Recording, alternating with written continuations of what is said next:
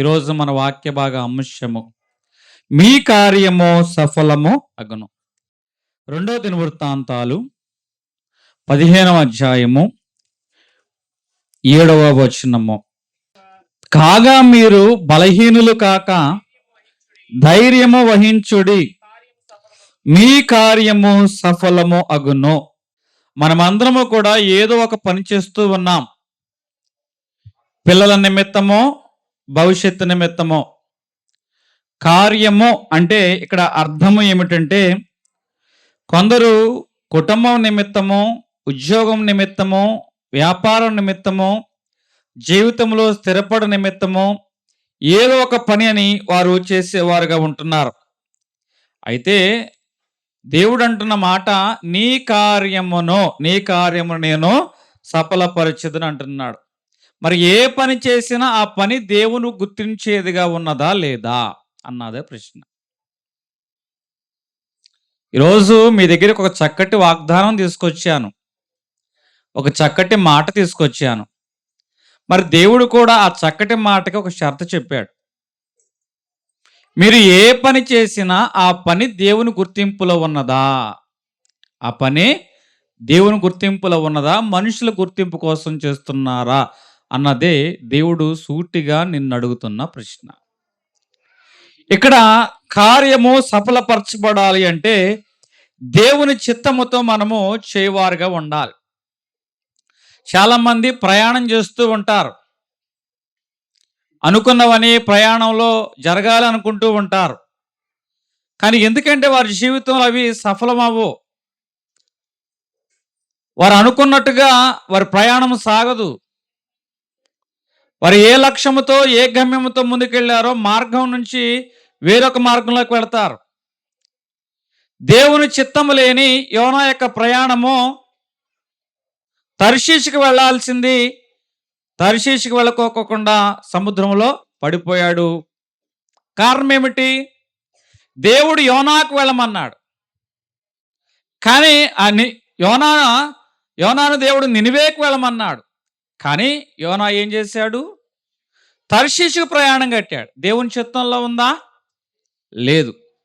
అంటే దేవుని చిత్తంలో లేకోకుండా చేసిన ఏ పనైనా కూడా అది మన మార్గమును తప్పుకునే వారంగా ఉంటాం. మొదటి మాట, మన కార్యము సఫలము అవ్వాలి అంటే దేవుని చిత్తములో మన యొక్క మార్గములు అనేవి ఉండాలి.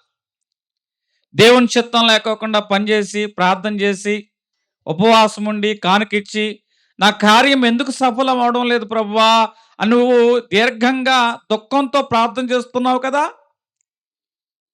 నిజంగా నువ్వు చేసిన పని దేవుని చిత్తంలో ఉందా లేదా అన్నదే ఇక్కడ ప్రశ్న. ఒక సహోదరి లవ్ చేసింది, మందిరంలోకి వచ్చింది, 8 వారాలు బట్టి వస్తుంది. ఏమిటబ్బా ఎప్పుడు రాని అమ్మాయి మందిరంలోకి వస్తుంది అని అంటే, అనే ఒక ప్రార్థన చేస్తున్నాను నెరవేరాలి, ఒక ప్రార్థన చేస్తున్నా నెరవేరాలి. వాళ్ళ మాటలు వీళ్ళ మాటల ద్వారా తెలిసింది. ఇప్పుడు కాదులండి కథ, 2011లోది. ఎప్పుడుది? 2011లోది. అడ్రస్ అడగొద్దు, పోస్ట్ ఆఫీస్ గురించి నేను చెప్పను. ఏమిటమ్మా అని అడిగితే, ఒకరోజు మన మందిరంలోనే 3 దైవజనులు ఉండేవాళ్ళం. అప్పుడు ఒకరు మరి ఈ యొక్క విధానాన్ని చూసి బాగా గద్దించారు. నేనైతే ఇట్లాంటి విషయాలు గద్దించను కాబట్టి, మెలకుండా నా వాక్యం నేను చెప్పుకొని పోతాం కాబట్టి, వాళ్ళతో వెళ్తా అందంట. పెద్దన్నయ్య అయితే బాగా చెప్తున్నాడు అంటుందండి. పెద్దన్నయ్య అయితే అంటే నేను అక్కడ ఏదో గొప్ప ప్రసంగికుడిని కాదు, ఆమె చేసే తప్పును నేను ఖండించుకోకుండా నా ప్రసంగం నేను చెప్పుకొని పోతున్నా కాబట్టి పెద్దన్నయ్య బాగా చెప్తున్నాడు అంటుంది. ఇప్పుడు ఏం జరిగిందంటే, ఆమె అనుకున్న పని అవల వేరే వాళ్ళతో పెళ్ళైపోయింది. అనుకున్న పని అవల వేరే వాళ్ళతో పెళ్ళైపోయింది. అప్పుడు బయటపడిన విషయం ఏంటంటే, నేను అన్ని రోజులు దేవుని దగ్గరికి వెళ్ళి ఆయనతో పెళ్ళైద్దని. ఇప్పుడు ఏం కాలేదు. అంటే దేవుని చిత్తంలో లేకోకుండా ఎంగేజ్మెంట్ అయిన వాళ్ళతో నువ్వు పెళ్లి కావాలని ప్రార్థన చేస్తే అయిపోద్దా? మరలా నేను చెప్తున్న మాట ఏమిటి అంటే, మన కార్యము సఫలము అవ్వాలి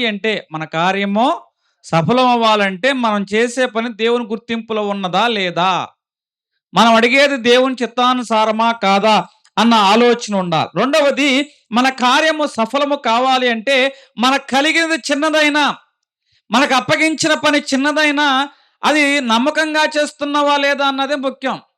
ఈరోజు చాలామంది గృహిణులైన ఏమనుకుంటారంటే, ఇక నా బ్రతుకంతా ఈ అంట్లు తోముకుంటమే, ఈ అంట్లు గీక్కుంటమే, ఈ బట్టలు ఉతుక్కుంటమే అని చాలామంది అనుకుంటూ ఉంటారు. అట్లా అనుకున్న వారందరికీ ఒక ఆయన చెప్తున్న మాట, అయ్యా మీరింత స్థాయిలోకి ఎట్లా ఎళ్లారంటే, మా ఆవిడ పెట్టిన కమ్మటి భోజనమే నన్ను ఈరోజు ఈ స్థాయిలో, మా కుటుంబాన్ని ఈ స్థాయిలో నిలబెట్టిందంట. హల్లెలూయా! ఒకాయన భార్య ఏమో తనకప్పగించిన పని చిన్నదే, కానీ నమ్మకత్వంతో దేవుడు నాకెందుకు ఈ పనిని అప్పజెప్పాడో, చిన్న పనైనా సరే నేను నమ్మకత్వంతో కొనసాగించాలి అని ఆమె ఏం చేసిందంటే ఆ పనిని కొనసాగించింది. మందిరంలో ఒక సహోదరి వృద్ధాప్యలో ఉంది. వారు ఎవరు గుర్తించని పని చేస్తుంది. ఎవరు లేనప్పుడు మందిరంలోకొస్తుంది. మందిరమంతా శుభ్రం చేస్తుంది. మళ్ళీ అందరూ వెళ్ళిన తర్వాత మందిరమంతా శుభ్రం చేసే బాధ్యతను తీసుకుంది. ఈమె చేసే పని ఎవ్వరు కూడా గుర్తించేటట్టు గాని, ఎవరు గాని చూచేటట్లు గాని చేయడం వల్ల ఎప్పుడూ కూడా. దైవ సేవకుడికి ఆ విషయం తెలిసిందమ్మా. ఇంతటి పని నువ్వు ఎట్లా చేయగలుగుతున్నావు? ఈరోజు సంఘంలో ప్రతి ఒక్కరు గుర్తింపును కోరుకుంటున్నారు. మరి నువ్వు ఏ గుర్తింపు కోరుకోవట్లేదంటే దేవుడు చూస్తే చాలంది. నాకు అప్పగించిన పని ఇది చిన్నదైనా, మనుషులు చూసే పని కాదు ఇది, దేవుడు చూస్తే అది నాకు చాలు అని ఆ సహోదరి తనకు అప్పగించిన చిన్న పనిని ఆమె ఏం చేస్తుందంటే నమ్మకంగా కొనసాగిస్తూ ఉంది. ఈరోజు దేవుడు ఈమె ద్వారా మనకేం చెప్తున్నాడు అంటే, మన కుటుంబంలోనైనా, సంఘములోనైనా, వ్యక్తిగత జీవితంలోనైనా దేవుడు నీకు ఏదైతే అప్పగించాడో ఆ వయసును బట్టి, ఆ అనుభవాన్ని బట్టి, ఆ జ్ఞానాన్ని బట్టి, ఆ సమయాన్ని బట్టి అప్పగించిన పని ఎంత చిన్నదైనా నువ్వు నమ్మకంతో చేస్తున్నావా లేదా అన్నదే ప్రశ్న. నమ్మకముతో నువ్వు చేయగలిగినప్పుడు చిన్న పనైనా కూడా దేవుడు ఆ యొక్క పనిని సఫలము చేయునుగాక. హల్లెలూయా! ఎందుకంటే విశ్వాసంతో చేసే పని గురించి చెప్తున్నా. విశ్వాసం లేకోకుండా దేవునికి ఇష్టుడై ఉండుట అసాధ్యము. దేవుడు మన యొక్క అడుగులను చూస్తాడు. మన యొక్క ఫలితాన్ని చూడ్డు. మన విశ్వాసాన్ని చూస్తూ ఉంటాడు. అబ్రహాముతో దేవుడు అంటున్నాడు, అబ్రహామా నీవు లేచి నేను వెళ్ళమన్న ప్రాంతానికి వెళ్ళు అనంగానే తెల్లవారుగానే ఏమాత్రం ఆలోచించుకోకుండా మార్గము తెలియదు, దిశ తెలియదు, గమ్యము తెలియదు, అసలు భవిష్యత్తు ఎలాగ ఉంటుందో తెలియదు, కానీ అడుగు ముందుకు వేసిన వాడుగా ఉన్నాడు. దేవుడు మన జీవితంలో మనం వేసే అడుగులను చూస్తున్నాడు. ఫలితాన్ని దేవుడు చూడటం లేదు. మన విశ్వాసాన్ని గమనిస్తున్న వాడుగా, నా మాటకు ఎంత విధేయత చూపిన వాడుగా ఉన్నాడని. మరి ఎప్పుడైతే అబ్రహాము దేవుని మీద ఆధారపడి అడుగు ముందుకు వేశాడో, అబ్రహాం అడుగు ఎక్కడైనా ఆగిందా? అబ్రహాం యొక్క ఆ నడకలో కానీ, ప్రయాణంలో కానీ ఎక్కడైనా ఇబ్బందికరమైన అనుభవాల మధ్యలోనే స్టక్ అయిపోయాడా? లేదే. యోనా యొక్క విషయంలో స్టక్ అయిపోయిన వాడుగా ఉన్నాడు కదా. కానీ అబ్రహాం ఆ విధంగా స్ట్రక్ అయిపోలేదుగా. ఎందుకంటే విశ్వాసంతో అతడు అడుగు వేసిన వాడుగా ఉన్నాడు. నీ జీవితంలో మన పని సఫలము కావాలంటే ఏం చేయాలి అంటే, మనము విశ్వాసంతో పనిచేసే వారంగా ఉండాలి. నాలుగవది మనం చూసుకున్నట్లయితే ఫలితం అనేది దేవుని యొక్క చేతిలో పెట్టాలి. ఫలితం ఎవరి చేతిలో పెట్టాలండి? దేవుని చేతిలో పెట్టాలి. కీర్తనలో 127 అధ్యాయము ప్రారంభ వచనము, యెహోవా ఇల్లు కట్టించినడలా దాని కట్టువారి ప్రయాసము వ్యర్థమే. యెహోవా ఇల్లు కట్టించిన ఎడలా దాని కట్టువారి ప్రయాసము వ్యర్థమే. ఈరోజు నువ్వు ఏదైనా విశ్వాసంతో ఒక పని చేసావు అనుకో, ఆ పని జరిగిద్దని నువ్వు మొదలుపెట్టు. ఆ పని అయిద్దని విశ్వసించు. భూమిలో గింజలు నాటావు. భూమిలో గింజలు నాటినప్పుడు ఈ విత్తనం మొలుస్తుంది, ఈ విత్తనము మొలుస్తుందని విశ్వసించు. ఒకరోజు ఆలస్యమైవచ్చు, కానీ అది మొలిసే రోజు వచ్చినప్పుడు ఎవరు దాన్ని ఆపరు. కానీ నేను భూమిలో గింజ వేసా, గుంటూరు నుంచి కొనుక్కొచ్చా, చాలా క్వాలిటీ గింజ, ఎవరు పెట్టిన గింజ, మొలుస్తుందా లేదంటావా, నవ్వులు పాలైపోతున్నావు అంటా అని ప్రతిరోజు తవ్వి చూసావు అనుకో, ఏమైంది చెప్పండి? ఆ గింజ మొలవదు. అలాగే మన జీవితంలో కూడా మనం చేసే పని ఏదైనా కూడా విశ్వాసంతో చేయి. దేవుడు కలగజేస్తాడు, దేవుడు వృద్ధి కలిగిస్తాడు, ఆ పని జరిగిస్తాడు అని నువ్వు విశ్వాసంతో చేయి. నేను ఎప్పుడైనా సరే మనసులో ఒక విషయం అనుకుంటూ ఉంటా. వాస్తవిక ధోరణానికి తగ్గట్టుగా, అట్లాగే కొన్ని విషయాలకి దేవుడు మాత్రమే చేయాలి అని మొదట వాస్తవిక ధోరణితో ఆలోచించినప్పుడు ఇది జరగదు అనిపిస్తది. జరగదు అనిపించినప్పుడు నేనేం చేస్తానంటే సాధ్యమైనంత వరకు కోరుకోను. కానీ కొన్ని విషయాలు జరగాల్సిందే. దేవుని నామానికి మహిమార్థంగా. అట్లా జరగాల్సినప్పుడు అది నా వ్యక్తిగత విషయంలో నేనెప్పుడు ఏమి కోరుకోల. సంఘం యొక్క విషయంలో, సంఘక్షేమం యొక్క విషయంలో మాత్రం నేను మనసులో కోరుకున్నా, అయ్యా! ఇదైతే మా పని కాదు. ఇదైతే మా పని కాదు. ఇది మీ పని. ఇది మీ పని. మేము విశ్వాసంతో ఈ పని ప్రారంభిస్తున్నాం ప్రభా! జరిగించేది నువ్వే ప్రభా! అని మేము మనసులో అనుకునేవాడిని. పరిస్థితులేమీ కూడా అనుకూలంగా అనిపించేవి కాదు. కానీ కొద్ది సంవత్సరాల తర్వాత మాకనిపిస్తూ ఉండేది, జరిగిన పనులు బట్టి నిజముగా ఈ కార్యాలు అసలు మేమైతే చేయగలిగేవాళ్ళమా? నిజముగా ఈ పనులు ఇప్పుడైతే చేయగలమా? ఆ రోజు విశ్వాసంతో అనుకున్నాము, కనయింది. కానీ ఇప్పుడు మళ్ళా వెనక్కి తిరిగి ఆలోచన చేస్తే అట్లాంటివి చేయగలమా అన్న ఆశ్చర్యం మాకనిపిస్తుంది. కారణం ఏమిటంటే, ఈరోజు మనం గనక విశ్వాసంతో గనక చేయగలిగితే, అది దేవుని పని, దేవుని చిత్తానుసారమైన పని అయినట్లయితే, ఖచ్చితంగా ఆయన చిత్తములో ఉన్నట్లయితే ఇది ఖచ్చితంగా నెరవేరుతుంది. హల్లెలూయా! ఈరోజు మన జీవితంలో కూడా ఫలితాన్ని దేవునికి వదిలిపెట్టేద్దాం. ఫలితాన్ని ఎవరికి వదిలిపెట్టేద్దాం? దేవునికి వదిలిపెడదాం. కానీ అడుగు వేద్దాం మనం. ఫలితం ఎట్లాగున్నా సరే మన విశ్వాసంతో అడుగు వేస్తే దేవుడు మన విశ్వాసం చూస్తాడు, మన యొక్క అడుగులు చూస్తాడు. మన కార్యము సఫలము అవ్వాలి అంటే నిజముగా నీ యొక్క పని దేవుని చిత్తములో ఉందా?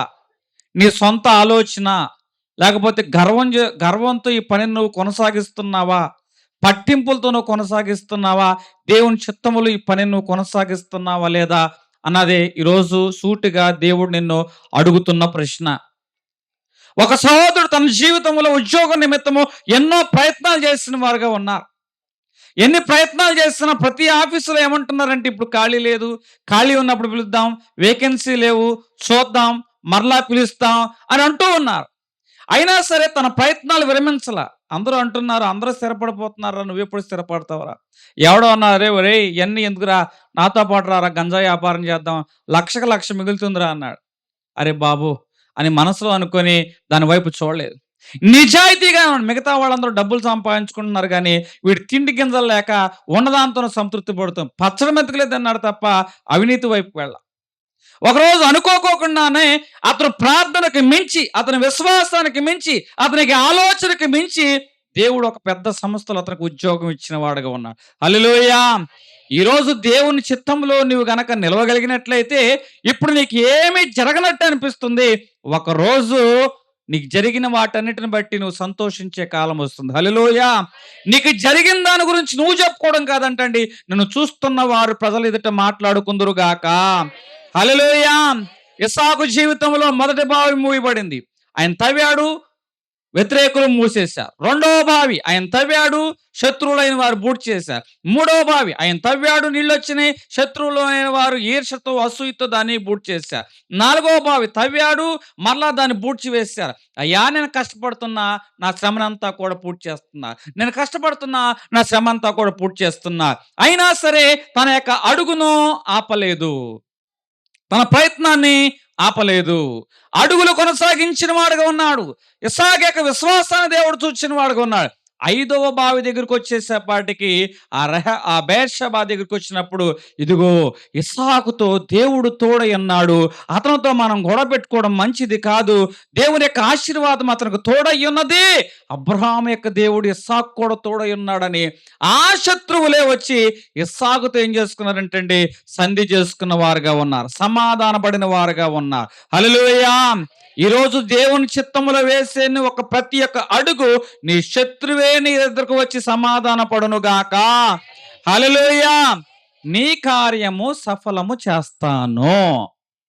ఇప్పుడు 4 విషయాలు. మొదట చెప్పండి, దేవుని యొక్క చిత్త ప్రకారం మనము నడుచుకున్నట్టు. 2, అప్పగించిన పని చిన్నదైనా నమ్మకంగా చేయాలి. 3, ఫలితము దేవునికి అప్పగించాలి. 4, విశ్వాసంతో మనం ఏం చేయాలన్నాడండి? అడుగు. తర్వాత ఇందుట్లోనే మనం కొంచెం లోతుగా వెళదాం. నీ కార్యము సఫలత చేయును. ఎవరికి సఫలత అనేది ఎవరి చేతిలో ఉన్నది? కొంతమంది అంటూ ఉంటారు, ఈరోజు కొంచెం కష్టపడినట్టయితే బాగుండేది. ఇంకొంచెం తెలివి ఉపయోగించినట్లయితే బాగుండేది. ఇంకొంచెం పెట్టుబడి పెట్టినట్లయితే బాగుండేది. వెనక ముందు చూసుకోకుండా ముందుకెళ్ళినట్లయితే ఈరోజు ఈ స్థితి ఉండేది కాదు అని చాలామంది అనుకుంటూ ఉంటారు. వాస్తవంగా నరుని కష్టం వల్ల వారు ఐశ్వర్యవంతుడు అవ్వలేడు కానీ, యెహోవా యొక్క ఆశీర్వాదం వారిని ఏం చేస్తుందంటే ఐశ్వర్యవంతులు చేస్తూ ఉంటుంది. మన జీవితంలో కూడా ఇంకొంచెం ప్రయత్నం చేసినట్లయితే, ఇంకొంచెం హార్డ్ వర్క్ చేసినట్లయితే అని అంటూ ఉంటా. వారు రాత్రంతా శ్రమ పడ్డారు కదా! వారు నిపుణులే కదా! నైపుణ్యం కలిగిన వారే కదా! ఆ యొక్క వల వేయడంలో అనుభవం కలిగిన వారే కదా! వారికి సముద్రం కొత్త కాదు కదా! పడవ కొత్త కాదు కదా! వల వేయడం కొత్త కాదు కదా! అయినా రాత్రంతా శ్రమ పడిన ఎందుకు వారి జీవితంలో ఒక్క చేపైనా పడలేదు? సఫలత అనేది మన చేతుల్లో లేదు. సఫలత అనేది దేవుని చేతిలో ఉంది. చాలామంది పగలంతా కష్టపడుతున్నారు. చాలా ఒళ్ళు హోనం చేసుకుంటున్నారు. రాత్రులు నిద్ర రావడం లేదు. అయినా వారి కష్టం నిలవడంలా. కొంతమంది చేసిన కష్టం కొంచెమే. సంతృప్తిగా తింటున్నారు. కడుపారా తింటున్నారు. కనులారా నిద్రపోతున్నారు. వారి సంపాదన నిలవగలుగుతుంది. కారణం ఏమిటో తెలుసా? వారి యొక్క కష్టార్జితంలో దేవుని యొక్క సఫలత ఉన్నది. ఈరోజు నీ జీవితంలో కూడా ఇదే పరిస్థితి ఎదురవుతుందేమో. ఒకసారి నీవు మనుషుల వైపు కాకోకుండా, నీ సొంత ప్రయత్నాలు, తెలివితేటలు బలం మీద కాకోకుండా దేవుని వైపు చూడు. శిష్యులైన వారు సొంత ప్రయత్నం చేసినప్పుడు రాత్రంతా శ్రమపడి ఒక్క పేప కూడా పట్టలేదు. కానీ దేవుని మాట చొప్పున అదే సముద్రము, అదే పడవ, అదే వలతో అదే ప్రాంతంలో వల వేస్తే వల పిగిలిపోవునట్లుగా 2 దోణుల నిండా విస్తారమైన చేపలు వారు పట్టగలిగిన వారుగా ఉన్నారు. దేవుని నామానికి మహిమ కలుగును గాక. ఈరోజు దేవుడు లేకుండా మనం చేసే పని ఏదైనా కూడా అది సఫలతలోకి రాదు. అది ఎందులోకి రాదండి? సఫలతలోకి రాదు. సఫలత ఇది మన యొక్క తెలివి కాదటండి. ఇది మన తెలివి కాదు. చాలామంది అనుకుంటూ ఉంటారు, వాడికి అసలు జ్ఞానం లేదురా, వాడికి అసలు తెలివితేటలు లేదురా, వాడు ఎట్ట బతుకుతాడో ఏంటో, వీడి గురించేరా నా బెంగ, నోట్లో నాలుక లేనోడురా, సమాధానం చెప్పలేకపోతున్నాడు రా, అదే మా పెద్దవాడున్నాడు, అదే మా చిన్నోడు అనుకో వెంటనే సురకత్తులాగా మాట్లాడతారు, వీడేమిట్రా ఎట్లా ఉన్నాడు అని చాలామంది అనుకుంటూ ఉంటారు. అంటే బతకడానికి తెలివితేటలు ముఖ్యము అని అనుకుంటా, జ్ఞానము ముఖ్యము అని అనుకుంటూ ఉంటా. అయితే జ్ఞానులైన వారు సిగ్గుపరచడానికి దేవుడు వెర్రివారిని ఏర్పాటు చేసుకున్నాడు. గనులైన వారిని సిగ్గుపరచడానికి దేవుడు ఏం చేశాడంటే వెర్రివారిని ఏర్పాటు చేసుకున్నాడు. అరే వీడా అన్నట్లు జ్ఞానులే సిగ్గుపడినట్లుగా. అంటే సఫలత అంటే జ్ఞానం ఉంటేనే సఫలత అవుతాననుకుంటున్నారు. మరి భూమి మీద బైబిల్ గ్రంథంలో మిక్కిలి జ్ఞానవంతుడు ఎవరు చెప్పండి? సొలొమోను మహారాజు గారు మిక్కిలి జ్ఞానవంతుడు. అంతటి జ్ఞానవంతుడైన సొలొమోను ఆ జ్ఞానము చేత ఏం చేశాడంటే దేవుని విడిచి వేరొకరిని వెంబడించిన వాడుగా ఉన్నాడు. తన జ్ఞానం చేత ఆ రాజు కూతుర్ని పెళ్లి చేసుకొని, ఈ రాజు కూతుర్ని పెళ్లి చేసుకొని, మా మామగారు రాజులండి, మీరేమనుకోబాకండి. ఆ రాజు కూతుర్ని పెళ్లి చేసుకొని, ఈ రాజు కూతుర్ని పెళ్లి చేసుకొని, చుట్టూ ఉన్న రాజుల కూతుర్ని పెళ్లి చేసుకుంటే వాళ్ళతో మనకి ఇక వియ్యం రాదు, అది కయ్యం రాదు, అంతా వీమే. ఇక నా రాజ్యం ఎలాగుంటుంది? ప్రశాంతంగా ఉంటుందనుకున్నాడు. ఈయనకు ఆలోచన ఎట్లుంది? భార్యలొచ్చిన తర్వాత ఎప్పుడు మీ వోళ్ళ తరపు వాళ్ళ దగ్గరికే ఎళ్లి ప్రార్థన చేయాలా? ఇప్పుడు మా వోళ్ళ తరపు దగ్గరికొచ్చి ప్రార్థన చేద్దాంరా. ఎప్పుడు మీ వోళ్ళ గుడికే ఎళ్ళాలా? ఇప్పుడు మా గుడికి కూడా ఎళ్దాంపా. ఎప్పుడు మీ వోళ్ళ గుడికే కానుకలిత్తావా? ఇప్పుడు మా వోళ్ళ గుడికి కూడా రా. వత్తావా రావా? మీ పాస్టర్ గారే పాస్టర్ గారా? మా వోళ్ళు పాస్టర్ గారులు కాదా? మా వోళ్ళు చెయ్యరా? అని వాళ్ళు ఏం చేశారట? వాళ్ళ మార్గంలో వాళ్ళు నడిపించారు. అంటే నేను ఇక్కడ చెప్తున్న మాట, దేవుని విడిచి వేరొకరిని వెంబడించు వానికి ఏం కలుగుతుంది? శ్రమ కలుగుతుంది. ఇక జ్ఞా జ్ఞాని అయిన సొలొమోను, బైబిల్ గ్రంథంలో మిక్కిలి జ్ఞానం కలిగిన వారెవరు? సొలొమోను. అంతటి జ్ఞాని అయిన సొలొమోను కూడా తాను చేసిన పొరపాట్లు, తన జ్ఞానము తన రాజ్యాన్ని కాపాడలేకపోయిందే. తన కొడుకులైన వారు యొక్క చేతుల్లో పడ్డ తర్వాత రాజ్యం 2 ముక్కలైపోయిందే. చివరికి ఆయన అంటున్న మాట, వ్యర్థము వ్యర్థము, సూర్యుని కింద ఉన్న సమస్తము వ్యర్థము అంటున్నాడు.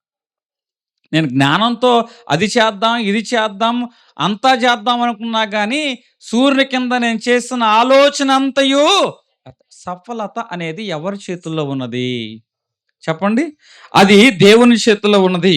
ఇక్కడ బైబిల్ గ్రంథంలో మనం చూసుకున్నట్లయితే సామెతలు రాసిన గ్రంథము 16వ అధ్యాయము 9వ వచనం. ఒకడు తాను చేయబోయినది హృదయములో యోచించుకొనును. యెహోవా యెహోవా వాని నడకను, అంటే మన మనసులో ఒక ఆలోచన ఉంటుంది. మనసులో ఆలోచన చేసుకుంటాం. కానీ మనం దేవుని మీద ఆధారపడినట్లయితే మన యొక్క నడకను ఆయన స్థిరపరుస్తాడు. హల్లెలూయా! అందుకే నేను విశ్వాసముతో నువ్వు దేవుని మీద ఆధారపడి అడుగు వేసినప్పుడు దేవుడు నీ యొక్క నడకను స్థిరపరచునుగాక. మన యొక్క కార్యాలు సఫలత కావాలి అంటే సఫలత అనేది దేవుని చేతిలో ఉన్నది. ఇద్దరు వేరు వేరు దోణులలో సముద్రంలో ప్రయాణం చేస్తున్నారు. అలా ప్రయాణం చేస్తున్నప్పుడు మొదటి వాడు దోణిని నడుపుచున్నాడు. వాడు బలమంతా ఉపయోగించాడు. ఈ ధర నుంచి ఆ ధరకు చేరాలి. ఆ తీరము చేరాలని ఎంతగానో ప్రయాసపడి ఎట్లాగొట్లా తీరం చేరాడు. కానీ సాయంత్రంకి వచ్చేపాటికి అతడు అలసిపోయిన వాడుగా ఉన్నాడు. సొమ్మసిల్లిపోయిన వాడుగా ఉన్నాడు. కానీ ఇంకొకడు ఉన్నాడు. అతడు ఏం చేశాడంటే గాలిని ఆధారంగా చేసుకొని, దేన్ని ఆధారంగా చేసుకొని? గాలిని ఆధారం చేసుకుని అతడు ప్రయాణం అనేది చేసిన వాడుగా ఉన్నాడు. ఆ ప్రయాణం ఏం చేసిందంటే అతన్ని చాలా తేలికగా ముందుకు తీసుకువెళ్ళి. ఈరోజు నీ జీవితంలో కూడా దేవుడు చెప్తున్న మాట ఏమిటి అంటే, మన జీవితంలో సఫలత రావాలి అంటే అందులో ఎవరుండాలటండి? దేవుడు. ఇక్కడ సముద్రము అనేది కనపడుతుంది. అది మన జీవన చదరంగము. ఇక్కడ పడవ అనేది ఉంది. అది మన కుటుంబము, మన యొక్క ఆలోచనలు. కొన్ని సందర్భాల్లో మన యొక్క కుటుంబమే కానీ, కొన్ని సందర్భాల్లో మన యొక్క ఆలోచనలే కానీ, మన సొంత చిత్త ప్రకారం నేను కష్టపడి ముందుకు తీసుకెళ్ళాలి, ఎట్లగొట్ల ముందుకు తీసుకెళ్ళాలి అని నువ్వు అనుకుంటావు. అది నీకంతా ప్రయాసగానే ఉంటుంది, శ్రమగానే ఉంటుంది, అలసటని తీసుకొస్తుంది. కానీ ఇక్కడ గాలి అనే అనుభవం ఉంది. అదే ఆ యొక్క జీవన చదరంగము, అదే కుటుంబము. కానీ గాలి అనే అనుభవాన్ని ఉపయోగించుకున్నప్పుడు తేలికగా వారు ప్రయాణము చేయగలిగిన వారుగా ఉన్నారు. ఇక్కడ గాలి అనేది దేవుని యొక్క కృప. హల్లెలూయా! ఇప్పుడు సఫలతను గురించి మాట్లాడుచూ ఉన్నాను కాబట్టి, సఫలత అనేది ఎవరి చేతిలో ఉన్నది? దేవుని చేతిలో ఉంది. అయితే మన జీవితంలో కొన్ని కార్యాలు సఫలత అయ్యే విషయంలో ఆలస్యం జరుగుతుంది. మనం విశ్వాసంగానే ఉన్నాం. దేవుని చిత్త ప్రకారంగా వెళుతున్నాం. ఆయన మార్గంలో ఉన్నాం. అయినా ఆలస్యం అవుతుంది. దేవుని మాట చొప్పున అబ్రహాము గారు ముందుకు వెళ్ళాడే. అయ్యా నువ్వు వెళ్ళమన్నావనే కదా నేను నడిచాను అన్నాడు. నువ్వే కదయ్యా నీ సంతానాన్ని ఆకాశ నక్షత్రాల కంటే, సముద్రపు ఇసుకరేణుల కంటే నేను విస్తరిస్తాను అని చెప్పావు. అయ్యా సంవత్సరం గడిచింది, 2 సంవత్సరాలు గడిచింది, 10 సంవత్సరాలు గడిచింది, 25 సంవత్సరాలు అయిందయ్యా నా జీవితంలో. ఆలస్యమైనంత మాత్రాన నెరవద్దు. మనకేమో గడియారం, కానీ మన గడియారం లాంటిది కాదు దేవుని గడియారం. దేవునికి ఏమిటంటే మనం ఎదురు చూస్తున్న కాలము నిన్ను సిద్ధం చేసే కాలము. మనం ఎదురు చూస్తున్న కాలం ఏమిటండి? నిన్ను సిద్ధం చేసే కాలము. అయితే ఒక కాలం వచ్చింది 25 సంవత్సరాల తర్వాత దేవుడు వాగ్దాన పుత్రుడైన ఇస్సాకును అబ్రహాము గారికి బహుమానంగా ఇచ్చిన వాడుగా ఉన్నాడు. హల్లెలూయా! ఈరోజు నీ జీవితంలో నేను చెప్తున్న మాట ఏమిటంటే, యేసేపు జీవితంలో కూడా ఇదే కల వచ్చింది. కానీ ఆ దర్శనం నెరవేరడానికి 17 సంవత్సరాలు పట్టింది.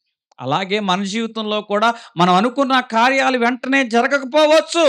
దేవుడు నీ విషయంలో కార్యము జరిగించడం లేదంటే నిన్ను నిర్లక్ష్యం చేశాడని కాదు, గాని ఈ ఆలస్యంలో నిన్ను సిద్ధం చేస్తున్నాడని అర్థం. హల్లెలూయా! ఎందుకంటే ఆయన సిద్ధం చేస్తేనే ఆశీర్వాదాన్ని మనము మోయగల శక్తి మనం ఉంటాం. మనం సరి అయిన సిద్ధపాటు లేకపోతే ఆశీర్వాదాన్ని మనం మోయలేం. ఎందుకంటే కోడిగుడ్డు అది పొదిగే కాలం ఉంటుంది.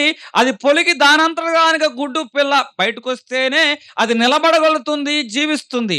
నువ్వు తొందరపడి గుడ్డును పగలగొట్టావంటే ఆ కోడి పిల్ల ఏమైంది? కాసేపు ఉంటుంది, తర్వాత చచ్చిపోతుంది.